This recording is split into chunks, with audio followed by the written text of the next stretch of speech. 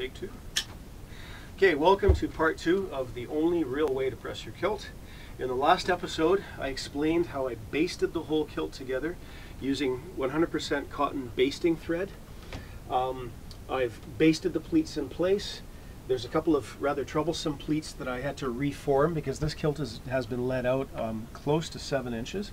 So I've sewn a couple of pleats in place that would not otherwise stay. I'm now ready to start pressing this thing.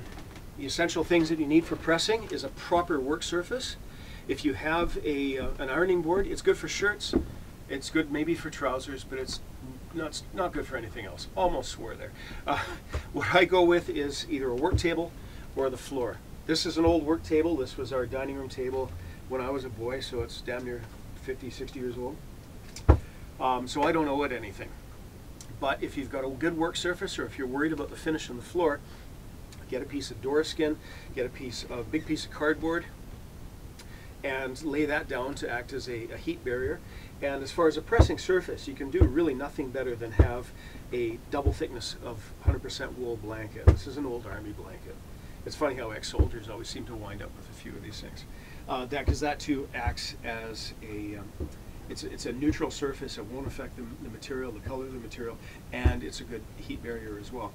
So on top of the work surface, I have a spritz bottle full of clean, cold water. I don't know why the temperature makes a difference, but it does. Cold water seems to work better than hot water.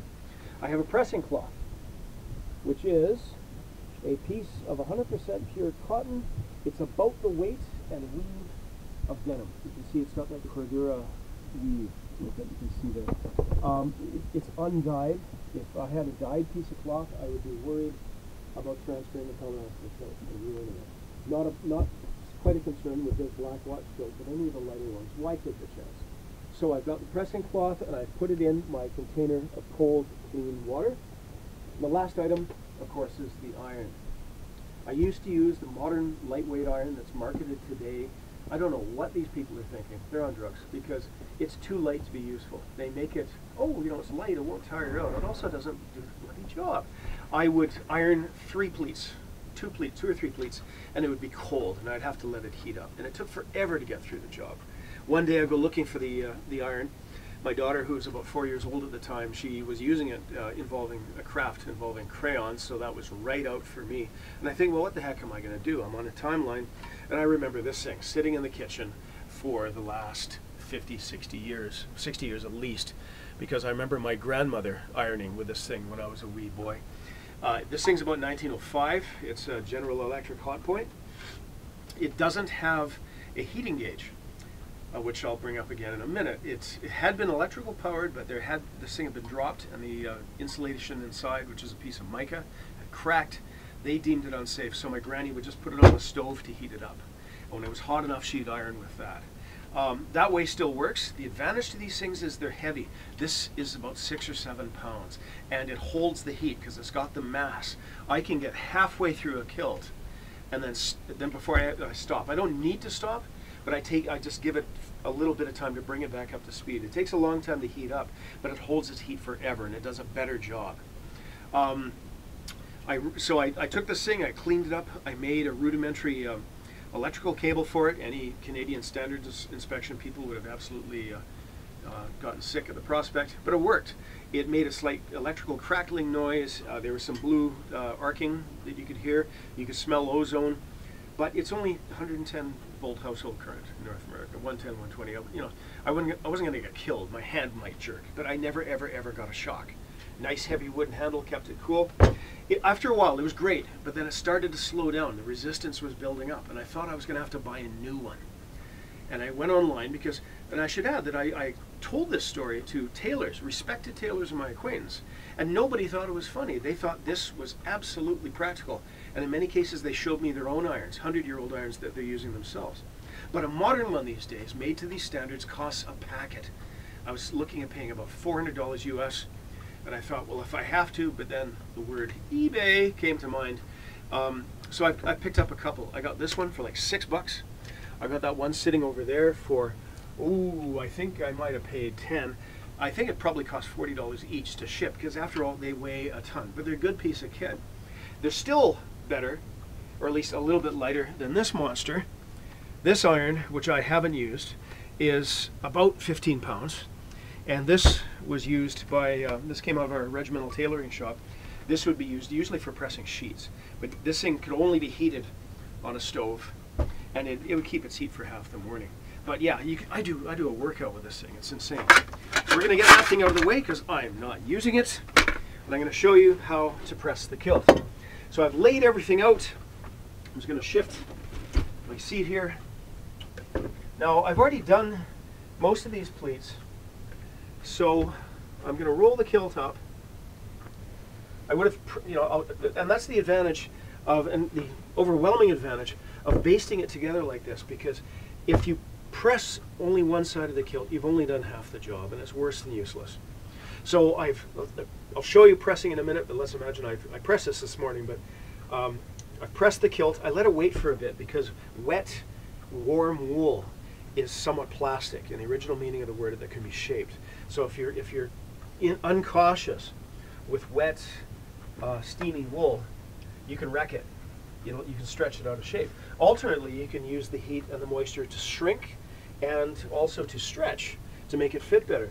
Now I'm going to press this outside seam here because again I altered this kilt. So I give it a good spritz, and I see a little stain there. I'm not sure what it is, so I'm going to see if I can lift it out with the iron. I squeeze out my pressing cloth. I lay it on the area to be pressed. Watch out, son, the cable is coming up right here. And you hear that? And you see that explosion of steam? This iron, right now, it feels, I'm doing it with one finger. It feels, it's a 6 or 7 pound iron. It feels like it weighs half a pound right now because it's literally floating on a layer of supercharged, superheated steam. And the pressing cloth does a couple of functions. One, it protects the cloth from the heat of the iron. Wool is very difficult to press because if you press it so it's shiny, you've ruined it. It protects the wool from the heat of the iron. It acts as a reservoir of water, of moisture. And if there's a third reason, I can't think of it right now. So there's two there. And as long as I can hear that, listen. As long as I can hear that hissing and see that steam, I know that I'm doing no harm. There. So I accomplished a couple things there. I brought down a nice press. There was a little bagging right here because of how I'd altered the kilt. The cloth, this is an old kilt. And again, I'd let it out this much, almost a total of about 6.5 inches to fit this gentleman. And the wool had stretched in a certain way over time. So now I've just sort of taken that bagginess out and yeah, make it work.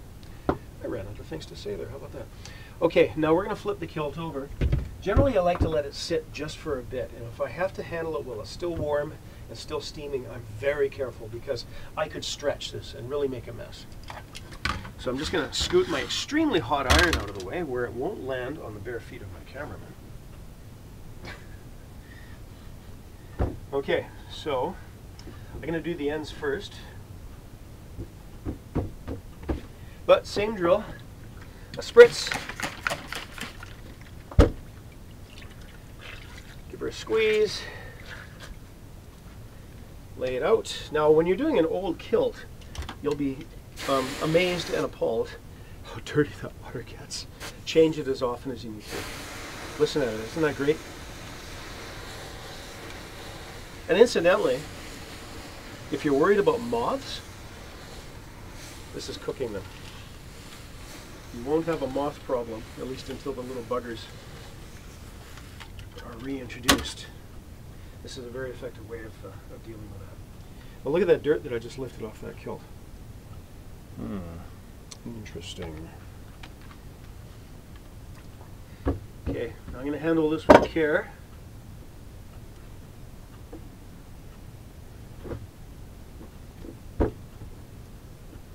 Now this cloth is not from the Dalglish mill. It's not as good as the stuff that I'm used to working with, and it's a little more delicate. I don't think the thread count's so high, so I'm being a little bit ginger with it.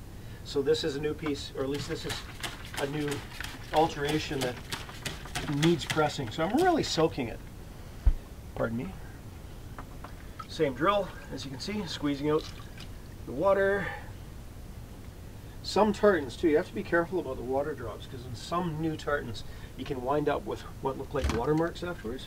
They steam out. You can iron them out, but it's kind of disturbing when you see it the first time. Again, as long as I can see the water bubbling. This thing's floating like a hover car on a layer of steam.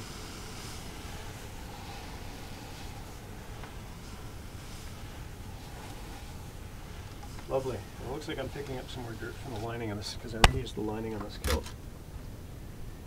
Okay, now that's as damp can be. Now, I'll do the rest of the kilt, and I won't take your time as we go through the whole thing. I'll get it started. I'll explain the process. Now I pressed the other side of the kilt, I pressed the outside, now I press the inside, and because I've basted it all together, I'm fully confident that everything on the outside, the part that we're going to be seeing, is properly aligned. So, starting in the left, I give her a spritz. An old wool seems to take a lot more water than new wool does. The old wool soaks up very quickly indeed. It's a really good hand workout after a while too. Give it a good squeeze. Trip over the iron I've left laying on the floor. Look at that, just jetting out.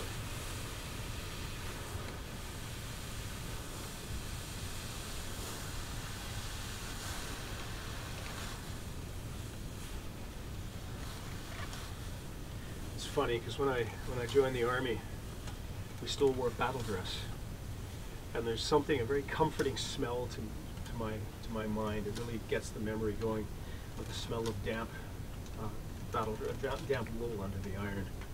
It's one of those treasured childhood memories.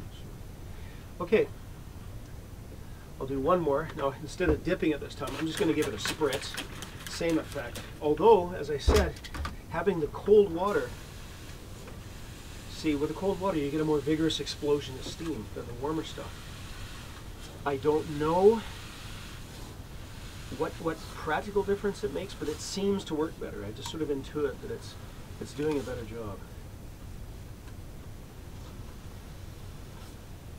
Now again, I'm listening for the steam, and I'm watching, listening and watching for the sound and the steam rising. And as long as I can see it and hear it, I know I'm okay. Now let's take it as read that I've done the rest of the kilt. Having let it done, and you can see the steam rising off it quite vigorously. That's partially because this basement shop of mine really isn't heated at all. But yes, I'll finish steaming it all the way to the end, and then, just because I have the luxury of doing so, I'm going to leave it on the table until it's dry. Generally, when I set up my work roster so that I'm either pressing a kilt just before I leave for my day job, or I'm pressing in the evening before I go to bed, or because once the thing's on the table, I really like to get it dry before I put it away. Because again, wet wool, especially wet, warm wool, is somewhat plastic and is shapeable.